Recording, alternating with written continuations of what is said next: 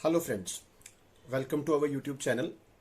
आज के वीडियो में मैं आपके साथ इंडिया नेपाल बाउंड्री के साथ जुड़ा हुआ एक बहुत ही इंपॉर्टेंट इशू डिस्कस करना चाहता हूं। इसमें इशू क्या है, इसकी हिस्टोरिकल बैकग्राउंड क्या है, इसके ऊपर हम लोग जो है वो बातचीत करेंगे। 1 जून 2020 के ट्रिब्यून न्यूज़पेपर के फ्रंट पेज के ऊपर एक हेडलाइन छपती है, Nepal tables bill to alter map. Nepal अपने नक्शे को बदलने के लिए अपनी पार्लियामेंट के अंदर एक बिल पेश करता है। ये सारा का सारा जो इशू है वो इस न्यूज की बैकग्राउंड में अगर हम जाएं तो हम समझ सकते हैं। 8 मई 2020 को हमारे देश के डिफेंस मिनिस्टर श्री राजनाथ सिंह जी ने एक रोड की इनॉग्रेशन की। ये रोड 80 किलोमीटर लंबी है, जिसको बॉर्डर रोड ऑर्गेनाइजेशन ने बनाया है, जिसमें से अभी तक 76 किलोमीटर्स कंप्लीट हो चुके हैं। ये रोड पिथौरागढ़ धारचूला से होती हुई लीपुलेख पास तक जाएगी और ये रोड जो फेमस पिलग्रिमेज साइट है कैलाश मानसरोवर, वहां तक की जो जर्नी है उसको आसान बनाने के लिए कंस्ट्रक्ट की गई है। अभी तक कैलाश मानसरोवर यात्रा के लिए 3 रूट्स को फॉलो किया जाता है। पहला रूट वाया सिक्किम, जो कि मोस्ट प्रेफर्ड रूट माना जाता है। दूसरा रूट वाया नेपाल और तीसरा रूट वाया उत्तराखंड। लेकिन ये तीनों रूट्स जो हैं ये बहुत लंबे हैं। इनमें से सिक्किम का रूट बहुत ज्यादा लंबा है और नेपाल और सिक्किम के रूट पर जब जर्नी की जाती है तो ज्यादातर जर्नी जो है वो इंडिया से बाहर होती है। और जो उत्तराखंड से रूट जाता है वो प्रॉपरली कंस्ट्रक्टेड नहीं है, उसमें ट्रैकिंग बहुत ज्यादा है, वॉकिंग बहुत ज्यादा है। तो इस यात्रा को आसान बनाने के लिए इस नए रूट का कंस्ट्रक्शन किया गया है। 2 नवंबर 2019 को इंडिया ने अपना न्यू मैप इशू किया था और इस मैप के अंदर जम्मू कश्मीर को एक नए रंग रूप में दिखाया गया था और साथ में ही नेपाल बाउंड्री के ऊपर कालापानी लीपुलेख का जो इलाका है उसको इंडिया ने अपने मैप के अंदर दिखाया था। तब भी नेपाल ने इस डेवलपमेंट को स्ट्रांगली ऑब्जेक्ट किया था। 20 मई 2020 को नेपाल ने अपना एक नया मैप इशू किया और इसमें लीपुलेख कालापानी एरिया को अपनी टेरिटरी का हिस्सा दिखाया। और 20 मई 2020 के बाद से ये इशू जो है वो दोनों देशों के बीच में बहुत ज्यादा इंटेंसिफाई हो गया है। इस पूरे इशू को समझने से पहले हमें इस एरिया का मैप चेक करना होगा। आपके पास डिस्प्यूटेड कालापानी टेरिटरी का मैप जो है वो इस समय डिस्प्ले हो रहा है। इसमें आप देखेंगे कि 3 एरियाज जो हैं वो बहुत न्यूज में हैं, लिम्पियाधुरा, लीपुलेख, कालापानी। इस मैप में जो आपको डार्क ब्लू कलर का एरिया नजर आ रहा है, this is the area of dispute. India claims कि ये हमारा हिस्सा है, नेपाल क्लेम्स कि ये हमारा हिस्सा है। अब हम इस इशू की हिस्टोरिकल बैकग्राउंड में जाएंगे। इसके लिए हमें 1814-1816 के आसपास का इंडिया का मैप समझना होगा। उस समय इंडिया में या इंडिया के आसपास 3 बड़ी एम्पायर्स थी। सिख एम्पायर नॉर्थ में, राजपुताना का इलाका और एक नेपाली किंगडम जिसको उस समय किंगडम ऑफ गोरखा कहते थे। ब्रिटिशर्स ने अगर इंडिया में एक्सपैंड करना था तो ये 3 बड़ी एम्पायर्स जो हैं वो सरमाउंट करनी जरूरी थी। उस समय इंडिया के गवर्नर जनरल थे Francis Hastings.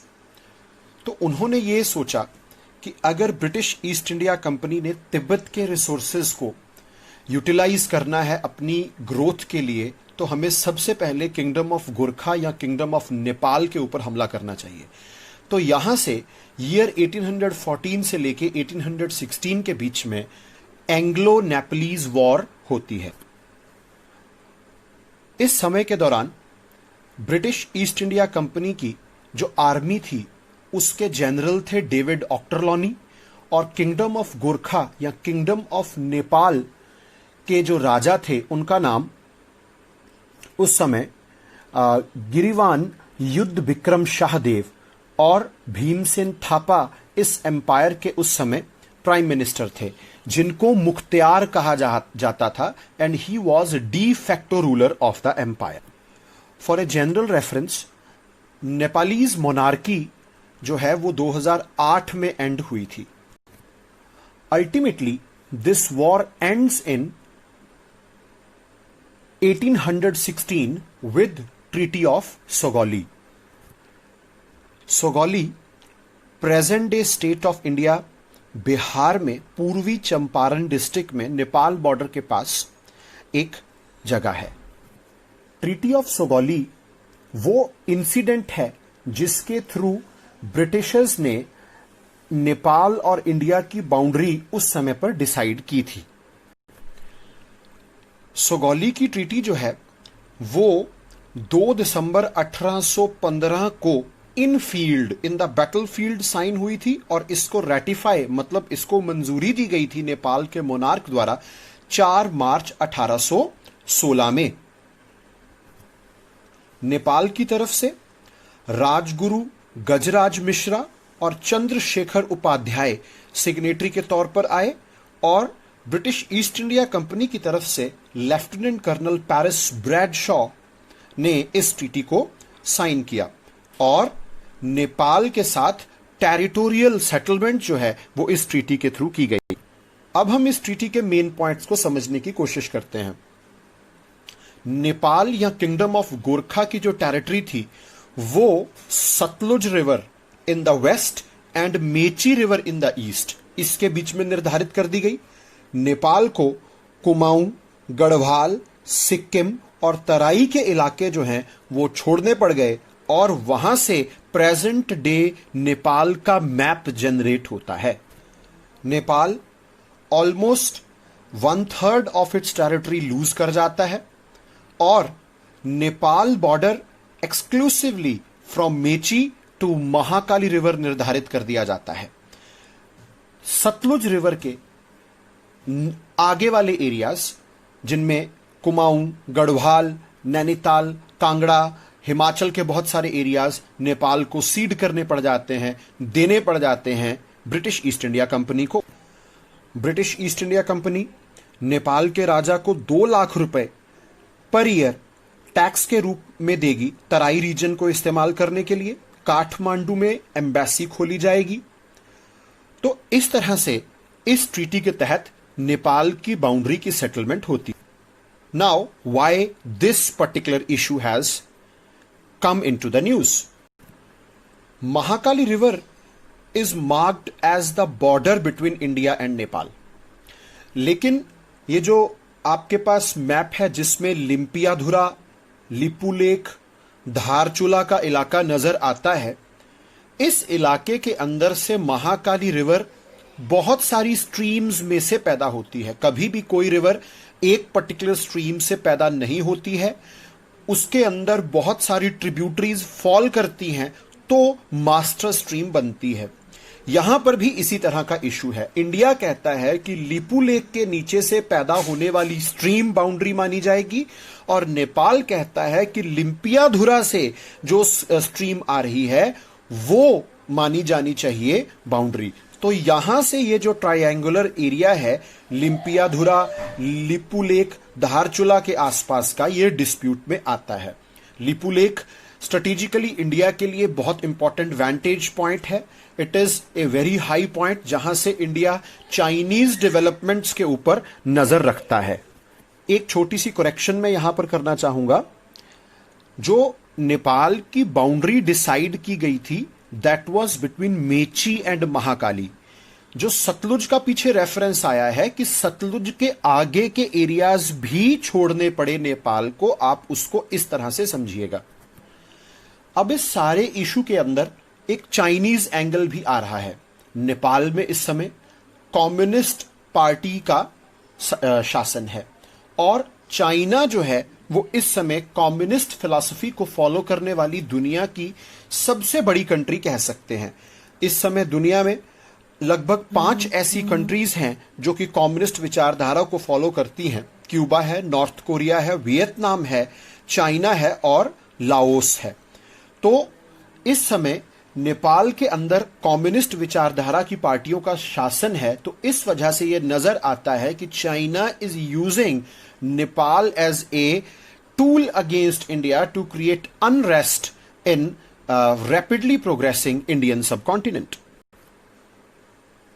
For a quick reference, communism term को भी हमें थोड़ा सा अटेंड करना चाहिए। आपके पास यहां पर एक स्लाइड है जिसमें सोशलिज्म वर्सेस कम्युनिज्म। सोशलिज्म का हिंदी अनुवाद बनता है समाजवाद, कम्युनिज्म का हिंदी अनुवाद बनता है साम्यवाद। इन दोनों टर्म्स को लिटरेचर में इंटरचेंजेबली यूज किया गया है, लेकिन एक्चुअली में इनके बीच में डिफरेंसेस होते हैं। सोशलिज्म का मतलब है to each according to his contribution, कि एक सामाजिक सिस्टम को चलाने में हर कोई अपनी अपनी एबिलिटी के अनुसार कंट्रीब्यूट करता है और अपनी कंट्रीब्यूशन के साइज के अनुसार उसको बेनिफिट्स मिलने चाहिए। जबकि कम्युनिज्म जो है वो एक क्लासलेस स्टेटलेस सोसाइटी की बात करता है, जिसमें वो ये कहते हैं कि हर कोई समाज को चलाने में अपनी अपनी एबिलिटी के अनुसार कंट्रीब्यूट करता है, लेकिन हर किसी को उसका रिवॉर्ड मिलना चाहिए उसकी नीड के अनुसार। तो यहां पर जो मेन पॉइंट ऑफ डिफरेंस है, according to size of their contribution and according to their needs, this is the main point of difference between communism and socialism. Communism socialism के साथ जुड़े हुए जो मेन नेम्स हैं, Karl Marx, Leon Trotsky, Fidel Castro, Vladimir Lenin and Joseph Stalin. I hope इस video के अंदर discuss की गई डिटेल्स आपको अच्छी लगी होंगी, आपको हेल्प करेंगी एग्जामिनेशन के व्यू पॉइंट से। अगर हम इस ऑनगोइंग इशू के सॉल्यूशन की बात करें तो अल्टीमेटली इसका जो सॉल्यूशन है वो डिप्लोमेटिक फ्रंट पर ही होगा। चाइना इंडिया की ग्रोइंग माइट को साउथ एशिया के अंदर काउंटर करना चाहता है। वो इंडियन सबकॉन्टिनेंट के अंदर किसी न किसी तरह की डिस्टर्बेंस क्रिएट करके इंडिया को ग्रोथ पाथ से डीरेल करने की कोशिश में है। और नेपाल के अंदर कम्युनिस्ट पार्टीज का उभरना और चाइना की तरफ इंक्लाइन हो जाना उनके लिए एक अच्छी अपॉर्चुनिटी के तौर पर आया। तो साउथ एशिया की पॉलिटिकल कंडीशन को स्टेबलाइज करने के लिए इंडिया को अपने बिग ब्रदर रोल को डिप्लोमेटिकली बहुत एक्टिव तरीके से निभाना होगा और हम इस इशू को नियर फ्यूचर में सेटल कर पाएंगे। Keep visiting our channel, keep liking our videos, keep spreading the good knowledge so that it can reach maximum possible students in shortest possible time. Have a good day.